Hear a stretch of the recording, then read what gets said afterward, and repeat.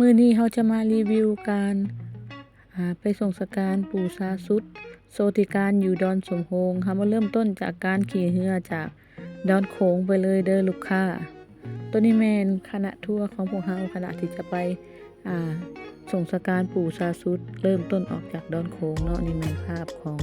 สมาชิกที่จะเดินทางร่วมของพวกเราจะเป็นประมาณนี้เนาะลูกค้าที่เขาถ่ายไปในเมนเขาจะให้โฟกัสเราอยู่แคมฝั่งจะมีคนจำนวนหลายรอถากถึงเรือเพื่อขามไปดอนสมโภงแต่ว่ามันก็มืดหลายแล้วเฮ็ดให้พวกเพิ่นบ่สามารถที่จะจองเรือที่เป็นเรือใหญ่คือพวกเราได้เพราะว่าพวกเราได้ขามไปแม่นตอน 16:00 หรือว่าบ่าย 4 โมงแลงเนาะพวกเราออกจากท่าเรือของดอนโขงเพื่อมุ่งหน้าไปสู่ดอนสมโภงใช้เวลาประมาณ40 นาทีนี่แม่นบรรยากาศของ2ฝั่งสีพันดอนเนาะตัวนาแม่นเรือของชาวบ้านที่จะไปร่วมส่งสการปู่สาสุดคือกันชาวบ้านจะใส่เรือหางยาวเนาะเรือจักรหางยาวเผื่อไปเนาะบรรยากาศก็จะเป็นประมาณนั้นเลยเขาจะกลับมาเบิ่งวิวทิวทัศน์ของ2ฝั่งแม่น้ำคลองอยู่สีพันดอนเลยนะลูกค้ากระเป๋าที่พวกเราถือไปเป็นหยังจึงว่าถือกระเป๋าหน่วยใหญ่เนาะเพราะว่าพวกเราแม่นได้ติดต่อเฮือนของประชาชนอยู่ในดอนสมโภงเพื่อจะนอนที่นั่นเลยพวกเขาแบบว่าติดต่อเฮือนนั่นของประชาชนที่อยู่ใกล้ๆนั่นการนอนก็คล้ายๆกับการนอนอยู่โฮมสเตย์เนาะแบบว่าการออกสวยค่าน้ำค่าไฟสวยเพิ่นบ่แม่นว่าเป็นการจ้างหรือแต่อย่างใดเนาะบรรยากาศของ2ฝั่งแม่น้ำของอยู่สีพันดอนเนาะตัวนี้เนาะอยากให้ลูกค้าเบิ่งไปเลยเนาะติดตามเบิ่งนำกันมันก็จะเป็นแบบว่าวิวแบบต้นไม้เกาะน้อยๆซึ่งว่าเกาะอยู่สีพันดอนนี่เพิ่นว่าทั้งหมดมันมีหมดทั้งหมดแม่น4,000 ดอนเนาะแต่ว่ามันเพี้ยนออกมาเป็น4,000 ดอนเนาะน้ำมันไหลแห้งเลยลูกค้ามีขี้หินมีหยังหลายถ้าว่าเรือน้อยนี่ก็บ่ค่อยจะปลอดภัยแนะนำให้ใส่ชูชีพหลายกว่าแต่ว่าเฮาขี่เรือใหญ่แหละก็บางคนก็ใส่บางคนก็บ่ใส่ชูชีพแต่ที่หลักๆอยากแนะนำคือใส่ชูชีพมั่นใจกว่าแน่นอนพวกเขามุ่งหน้าไปเรื่อยๆเนาะเพื่อไปสู่ดอนสมโภงเนาะให้ลูกค้าติดตามเบิ่งบรรยากาศทั้ง2แคมฝั่งไปเลยไปตอน16 โมงหรือว่า4 โมงแรงนี่แดดมันเริ่มลงเลยบรรยากาศชิลๆลมเย็นๆพัดหนาเนาะบอกเลยอันนี้เป็นเรือที่เพิ่นนำประชาชนมวลชนที่ไปเขาเอิ้นว่าวางเพลิงเย็นเนาะคือไปมอบดอกไม้แล้วกลับเด้นี่ถ้านั่งใช้เวลาประมาณ40 นาทีก็จะมาฮอดดอนสมโภงลูกค้าบรรยากาศภายเนาะก่อนเฮาจะเข้าฝั่งเนาะเฮาจะแนมเห็นเต็นท์แล้วก็จุดที่เพิ่นจะเฮ็ดพิธีวางเพลิงเนาะและจุดที่เพิ่นเฮ็ดพิธีวางเพลิงนี่เพิ่นจะเฮ็ดภายหลังที่ทำการฌาปนกิจศพแล้วเพิ่นจะเฮ็ดจุดดังกล่าวนี่ไปเป็นพิพิธภัณฑ์เฮ็ดรูปแกะสลักรูปปั้นเป็นรูปปู่สาสุดไว้ให้ทุกคนได้เวลากราบไหว้นะทุกคนที่กายไปมาสามารถเข้ากราบไหว้จุดนี้ได้เพื่อจะเป็นอนุสรณ์สถานนะนี่ครับก็จะเกียมขึ้นฝั่งเพื่อขึ้นสู่ดอนสมโภงเลยเนาะตอนนี้เป็นฝั่งเฮือนของปู่สาสุดเนาะตอนนี้แม่นเวลาประมาณ 16:30 นาทีของวันที่24 เดือน 3 2025พวกเขาไปนำกันทั้งหมดแม่นในกลุ่มของเฮาที่ไปเดินทางไปนำเฮาเองแม่น16 คนเนาะแต่จะมีอีกกลุ่มนึงแม่น15 คนตัวนั้นแม่นเฮาบ่ได้ไปนำพวกเพิ่นลูกค้าจะไปเองตัวนั้นกลุ่มของพวกเฮา16 คนนี่แม่นแบ่งกันนั่งเป็นเรือ2 ลำนี่แม่นท่าขึ้นเรือนของปู่สาสุดเนาะคนหลายแฮงบอกเลยว่าคนหลายแฮงขณะว่าตอน 4 โมงยังส่ำนี้ดึกๆมาคนแห่งหลายกว่าบรรยากาศพอไปฮอดแล้วพวกเฮาก็จะใกล้พิธีฮอดโมงที่เพิ่นจะเคลื่อนย้ายศพปู่สาสุดเข้าสู่ลานพิธีในการฌาปนกิจศพตอนนี้ก็ประมาณเวลา5 โมงแรงเนาะเฮาไปฮอดแล้วเฮาก็เข้าเฮือนของปู่เลยนะไปกับพอดีฮอดตอนเพิ่นจะเคลื่อนย้ายหีบศพลงสู่ลานฌาปนกิจศพที่อยู่ด้านนอกของเฮือนปู่เลยอยู่ใกล้แคมป์ของเลยลูกค้าตัวนี้แม่นเพิ่นเริ่มมากชิ้นส่วนออกมาแล้วเนาะมากชิ้นส่วนเพื่อเคลื่อนย้ายนะ หีบศพของปู่ซาสุดแม่นเฮ็ดจากไม้จันหอมเด้อลูกค้าหีบเฮ็ดจากไม้จันหอมนี่แม่นบรรยากาศรวมๆภายนอกนี่ที่ยืนกันอยู่ทั้งหมดนี่แล้วก็ย่อหีบย่อลงสวยเพิ่นนี่ส่วนหลายเลยแม่น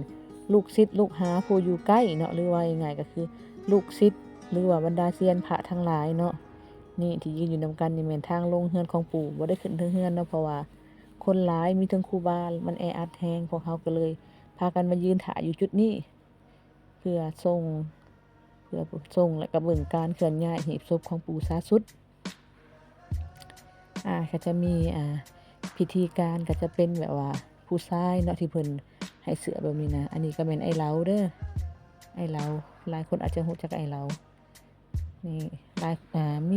มีเซียนพระดังๆหลายท่านแต่ว่าเฮาก็บ่รู้จักชื่อดอกบางทีก็รู้จักแต่หน้าเพิ่นแต่ว่าบ่รู้ว่าเพิ่นชื่อหยังเริ่มมีการเคลื่อนย้ายทีละชิ้น2ชิ้นออกมาแล้วเนาะลูกค้าติดตามเบิ่งนำกันเลยเคลื่อนย้ายหีบศพจากเฮือนของปู่ซาสุดเพื่อเข้าสู่ลานพิธีชาปนกิจแล้วก็หลังจากเคลื่อนย้ายออกไปหมดแล้วก็จะมีครูบาและก็ญาติพี่น้องเพื่อก้าวเข้าสู่ลานพิธีตัวนี้แม่นหีบศพของปู่เลยเฮ็ดจากไม้จันหอมเนาะจะมีแบบว่าผู้ชายที่นุ่งชุดแบบคือที่เห็นเนี่ยลูกค้าทำการเคลื่อนย้ายหีบศพเนาะเพราะว่ามันก็บ่ได้ใกล้จากเฮือนของปู่เนาะเพราะว่าหน้าแคมของทางหน้านี่เพิ่นก็จะย่างไปเลยจะย่อย่างไปเลยนี่แกะสลักไม้จันหอมเพื่อเฮ็ดเป็นหีบศพนี่แม่นพิธีการของเพิ่นติดตามเบิ่งนำกันมันเป็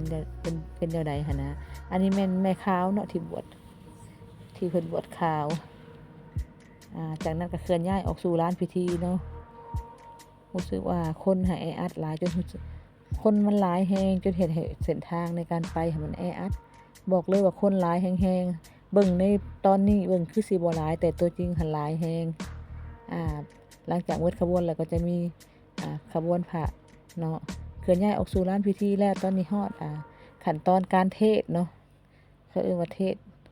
และก็ถวายพระบางสกุลเพิ่นเทศใส่ไม้ใช้เวลาประมาณชั่วโมงนี่แหละปกติเพิ่นแจ้งการว่าจะปลงศพปู่ซาสุดหันเวลา 11:00 นแต่ว่าเพิ่นเลื่อนมาเป็นเวลา 19:00 นเนาะลูกค้านี่เฮาก็เกาะติดอยู่ฝั่งซ้ายของลานพิธีเลยที่เห็นก้มๆกันอยู่นี่แม่น1นี่แม่นเพิ่นแจกพระเพิ่นหว่านพระ2แล้วเพิ่นหว่านข้าวอีหยังก็เพิ่นเอิ้นหว่านข้าวตอกแตกขนมหั่นน่ะเพิ่นเอิ้นหยังก็ผลหาแก้วเนาะตัวนี้แม่นตอนขั้นตอนเพิ่นจูดบั้งกระโพกตอนชาปนกิจศพเด้ตอนนี้ไฟก็เริ่มไหม้เฮาก็อยู่บ่นี้เฮาก็บ่ฮู้ว่าเพิ่นสิจูดบั้งผุอันนี้เนาะเฮาก็อยู่ใกล้ๆก็เกิดเสียงดังก็เลยมีการมือสั่นแน่เด้ลูกค้าแต่ว่าอยากถ่ายให้ลูกค้าเบิ่งบรรยากาศจริงๆเลยตัวนี้นี่ตัวจริงบอกเลยว่าปิดหีบศพของปู่ใหญ่หลายหอพระเมรุก็ใหญ่หลายคนหลายแฮงแต่ว่าอยู่บริเวณนอกตัวนี้เฮาเข้าบริเวณในเลยเฮาอยู่ใกล้ตัวนี้ที่สุดเลยนี่เด้โดยเฉพาะมาบั้งผุนี่แหละดังแฮงขนาดติดตามเบิ่งต่อไปเด้อลูกค้าเดี๋ยวจะมีคนที่แม่นเก็บดอกไม้จันทร์หรืออีหยังที่เก็บเข้าในหอพระเมรุนั่นและก็เพิ่นได้เกียมสายยางเพื่อสกัดกั้นเปลวไฟถ้าหากว่าเปลวไฟขึ้นสูงเกินไปเพื่อบ่ให้มันเกิดประกายไฟไปติดกับสิ่งของแถวนี้ได้เฮ็ดให้เกิดการเผาไหม้เนาะเฮาก็จะอยู่มุมนี้เบิ่งเพิ่นจูดเนาะแล้วก็จะมีบางกระโพกดังบางผุดังตลอดเวลาพอเพิ่นจะยิงเป็นสัญญาณนะมีการ